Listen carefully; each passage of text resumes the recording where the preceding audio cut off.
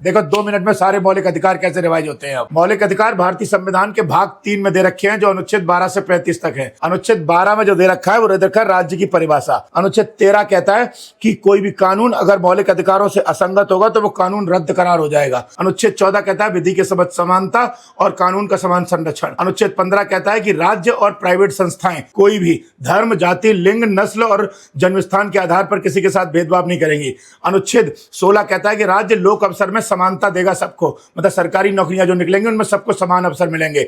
अनुच्छेद 17 कहता है अस्पृश्यता यानी छुआछूत यानी अनटचेबिलिटी का अंत। अनुच्छेद 18 कहता है कि एबोलिशन ऑफ टाइटल्स यानी उपाधियों का अंत होगा, कोई भी उपाधि किसी को नहीं दी जा सकती, न कोई कहीं से ले सकता है। अनुच्छेद 19 की 6 प्रकार की स्वतंत्रताएं देता है। बोलने का अधिकार, सभा करने का अधिकार, संगठन बनाने का अधिकार, घूमने का अधिकार यानी मूवमेंट का अधिकार, और बसने का अधिकार यानी रेजिडेंस का अधिकार, और ऑक्यूपेशन का अधिकार। अनुच्छेद 20 3 बातें बोलता है। पहला no ex post facto law, दूसरा नो डबल जियोपार्डी, और तीसरा नो सेल्फ इंक्रिमिनेशन। और अनुच्छेद 21 right to life and personal liberty की बात करता है। अनुच्छेद 22 जो है वो गिरफ्तारी से संरक्षण देता है, और गिरफ्तारी 2 प्रकार की होती है। एक अपराध करने के बाद, जिसे क्या कहते हैं, प्यूनिटिव डिटेंशन कहते हैं यानी दंडात्मक निरोध कहते हैं, और एक होता है प्रिवेंटिव डिटेंशन यानी कि निवारक निरोध, जो अपराध करने से पहले होती है। इसमें आपके अधिकार दिए गए हैं। फिर इसके बाद अनुच्छेद 23 ये मानवीय क्रियाओं के दुर्व्यापार पर प्रतिबंध लगाता है और बला श्रम पर रोक लगाता है।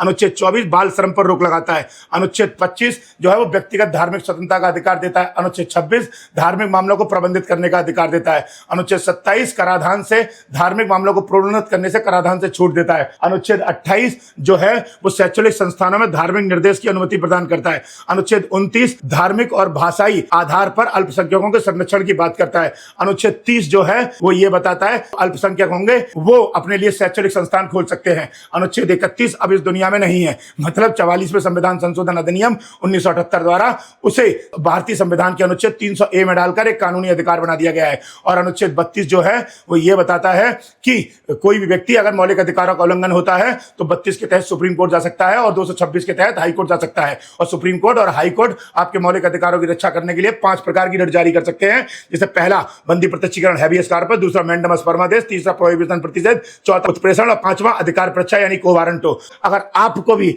मेरे गाइडेंस में IAS IPS की तैयारी करनी है तो इतने सिस्टमैटिक तरीके से कराई जाएगी। कुमार एडुटेनमेंट ऐप पर खुद जाके देख लेना। 850 रुपए में IAS की तैयारी पूरे दुनिया में कोई माई कलाल करा नहीं सकता। ओपन चैलेंज है, क्वालिटी अगर मुझसे बेहतर दे तो 850 की फीस डबल करके वापस कर दूंगा।